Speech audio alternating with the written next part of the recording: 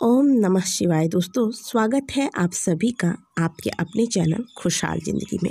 दोस्तों, आज के वीडियो में मैं बात करूंगी कि यदि आप अपने पूजा पाठ प्रतिदिन बिना किसी गलती के लगातार करते आ रहे हैं, इसके बाद भी आपको पूजा का सही परिणाम नहीं मिल रहा है, सही फल नहीं मिल रहा है, आपको लगता है कि आपकी समस्याएं सुलझने के बजाय और उलझती जा रही हैं, या फिर आपको लगता है कि आपका पूजा फलित नहीं हो रहा है, जिस मनोकामना के लिए आप पूजा कर रहे हैं वह मनोकामना पूर्ण नहीं हो रही है, आपको सिद्धि नहीं मिल रही है, तो आखिर वह कौन से कारण हो सकते हैं जो आपके द्वारा किए गए पूजा पाठ भी आपको सही परिणाम, सही फल नहीं दे रहे हैं। दोस्तों, कुछ महत्वपूर्ण कारण होते हैं जिसकी वजह से हमारे द्वारा किया गया पूजा पाठ फलित नहीं होता, हमें सही परिणाम नहीं मिल पाता। तो आइए जानते हैं कि वो कौन से कारण हैं जिसके वजह से हमारे द्वारा किया गया पूजा पाठ हमें शुभ परिणाम नहीं दे पा रहा है। और यह कोई इधर उधर की बात नहीं है, हमारे शास्त्रों में लिखा हुआ है कि हम शास्त्रों में बताए गए नियमों के अनुसार अगर पूजा पाठ नहीं करते हैं तो हमें पूजा पाठ का कोई फल प्राप्त नहीं होता। वहीं अगर हम शास्त्रों में बताए गए नियम और विधि के अनुसार ही पूजा पाठ करते हैं तो हमें पूजा पाठ का फल अवश्य प्राप्त होता है। सबसे पहले बात करेंगे घर के पूजा स्थान की। कुछ लोग ऐसा करते हैं कि जहाँ खाली जगह मिलता है वहीं पे घर का पूजा स्थान बनवा लेते हैं, या फिर अपने हिसाब से वह कहीं भी पूजा का स्थान बना लेते हैं। लेकिन अगर शास्त्रों की माने तो शास्त्रों में ऐसा साफ वर्णन आता है कि घर का पूजा स्थान सदैव ईशान कोण में ही होना चाहिए। अब बहुत सारे लोगों को तो यही नहीं पता होता कि ईशान कोण आखिर होता क्या है। तो देखिए, घर का जो उत्तर और पूर्व का जो कोना है उसे ही ईशान कोण कहते हैं। जैसा कि नाम से ही प्रतीत होता है, ईशान का अर्थ होता है देव, और देव का स्थान इसीलिए हमेशा उत्तर और पूर्व का जो कोना होता है उस स्थान पर दिया जाता है। मान लीजिए भले आपका घर 2 कमरे का ही क्यों ना हो, लेकिन जिस भी कमरे में आप भगवान को स्थापित करें वह घर का या फिर उस कमरे का उत्तर और पूर्वी कोना होना चाहिए। आप अगर उस स्थान पर बहुत ज़्यादा भगवान की मूर्तियां या फोटोज़ नहीं रख पाते हैं, फिर भी आप आपके जो इष्ट है केवल एक ही फ़ोटो वहाँ रख कर पूजा करें, लेकिन पूजा स्थान उस स्थान पर रखें, क्योंकि शास्त्रों में ऐसा कहा गया है कि यही देव स्थान है। इसके अलावा अगर आप कहीं और किसी और स्थान पर पूजा करते हैं तो वह पूजा फलित नहीं होता।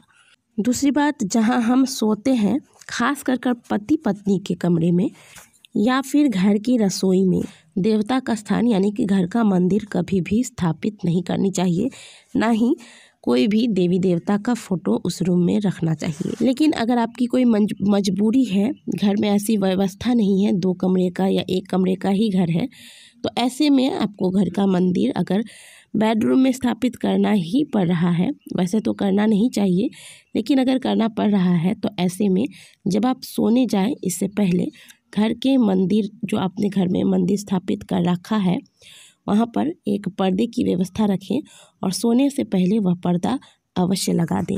अब दूसरी बात आती है घर में पूजा के समय का। तो पूजा समय आप अपने हिसाब से निर्धारित करते हैं, लेकिन जो पूजा का सही समय होता है, शास्त्रगत जो सही समय होता है, वह होता है ब्रह्म मुहूर्त में। ब्रह्म मुहूर्त में किया गया पूजा या फिर कोई भी कार्य अधिक शुभ फलदायी होता है, क्योंकि अभी सर्दियां आ गई हैं, या फिर ऐसे भी क्योंकि आजकल का लाइफस्टाइल बहुत ही अलग सा हो गया है, तो हर किसी के द्वारा यह संभव नहीं है कि ब्रह्म मुहूर्त में प्रतिदिन पूजा पाठ करें। तो ऐसे में आप कम से कम सुबह 9 बजे के पहले पूजा पाठ कर लें। अब कुछ लोगों की आदत होती है, जैसे घर के बच्चे स्कूल चले जाते हैं और घर में पति ऑफिस चले जाते हैं, इसके बाद वह घर के सारे कार्य निपटाने के बाद नहाकर पूजा पाठ करती है, यानी कि 11-12 बजा देती हैं।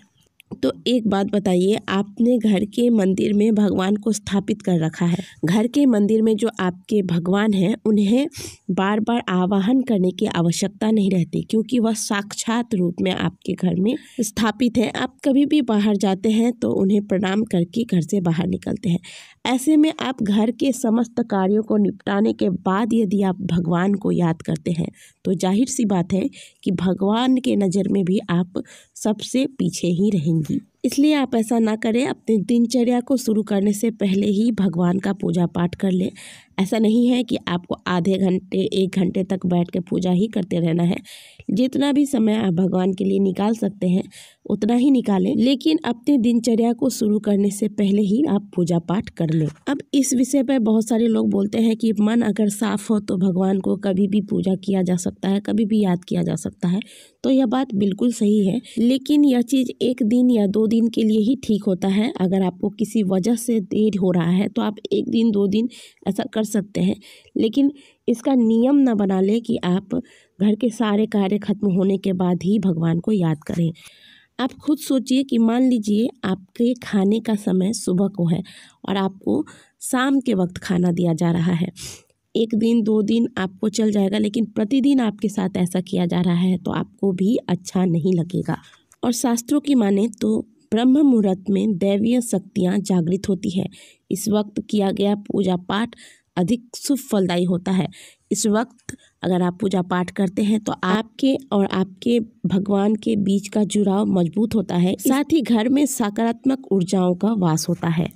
अब तीसरी बात करेंगे कि मान लीजिए आप कुछ नियम लेते हैं, जैसे कि तुलसी में प्रतिदिन जल देने का, पीपल के वृक्ष में जल देने का, या फिर सूर्य भगवान को अर्घ देने का।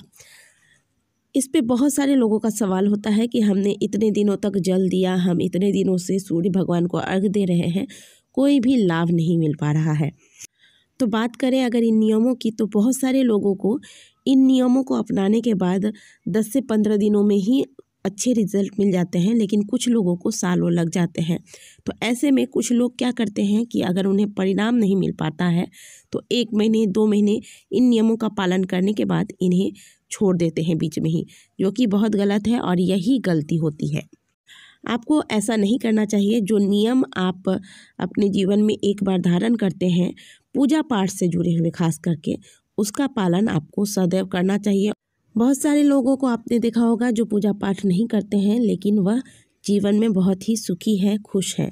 लेकिन वहीं बहुत सारे लोग ऐसे होते हैं जो पूजा पाठ करने के बाद भी उन्हें शुभ परिणाम प्राप्त नहीं हो पाता। इसके पीछे हमारा प्रारब्ध होता है, हमारे पूर्व जन्म के कर्म होते हैं, जिन्हें हमें अपने इस जन्म में भोगना ही पड़ता है।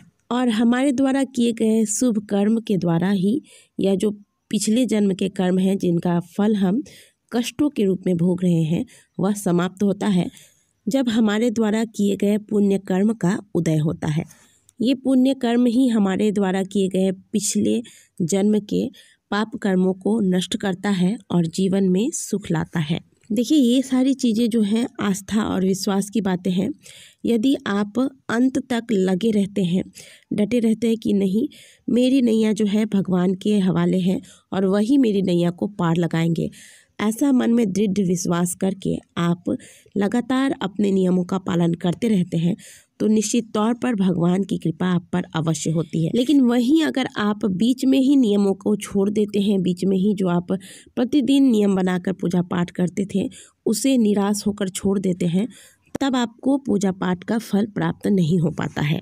इस जीवन में जो आप अच्छा समय गुजार रहे हैं वह आपके पिछले जन्म में किए गए पुण्य कर्म का फल है।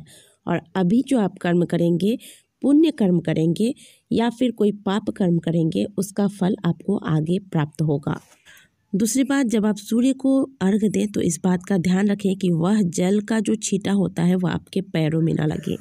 इसके अलावा घर के मंदिर का जो लोटा है वह कभी आप खाली ना रखें, इसमें सदैव आप जल भर के रखें। ध्यान रखें कि यह लोटा स्टील का ना हो। कहा जाता है कि जब आप पूजा के घर में जल भर के लोटे में रखते हैं तो इससे आपके देव और पितृ दोनों ही प्रसन्न होते हैं, तृप्त होते हैं। घर के छत पे या फिर घर के आंगन में तुलसी का पौधा अवश्य लगाएं और इसकी प्रतिदिन सेवा करें। कहा जाता है कि घर में जब कोई मुसीबत आने वाली होती है तो तुलसी मैया पहले उस मुसीबत को अपने ऊपर ले लेती है। यही वजह है कि तुलसी का पौधा जो है सूख जाता है। ऐसे में आप नई तुलसी लाकर तुलसी स्थान पर अवश्य लगाएं। प्रतिदिन प्रातःकाल तुलसी में जल दें। शाम के वक्त तुलसी के नीचे एक घी का या फिर तिल के तेल का दिया लगाएं। इसके अलावा रविवार और एकादशी के दिन तुलसी के पत्ते ना तोड़े, रविवार के दिन तुलसी के नीचे दिया न लगाएं। घर के मंदिर में एक ही दिया रखें, जो भी दिया आप रखते हैं वह एक ही रखें। बार बार घर के मंदिर का दिया चेंज ना करें। दिया जलाने के लिए आप चाहे तेल का इस्तेमाल करते हो या घी का इस्तेमाल करते हैं, किसी एक ही चीज़ का इस्तेमाल करें। घी के दिए में कभी भी तेल ना डालें और तेल के दिए में कभी भी घी ना डालें। तो दोस्तों, ये जो भी जानकारियाँ थी मेरे हिसाब से यह सभी बहुत ही महत्वपूर्ण जानकारियाँ हैं, जिसे आप प्रतिदिन की पूजा में अवश्य नोट करें। और आपको यह वीडियो कैसी लगी है, यह वीडियो अच्छी लगी हो तो वीडियो को लाइक करें, कमेंट बॉक्स में हर हर महादेव अवश्य लिखें। मिलते हैं अगले वीडियो में, तब तक के लिए ओम नमः शिवाय, हर हर महादेव।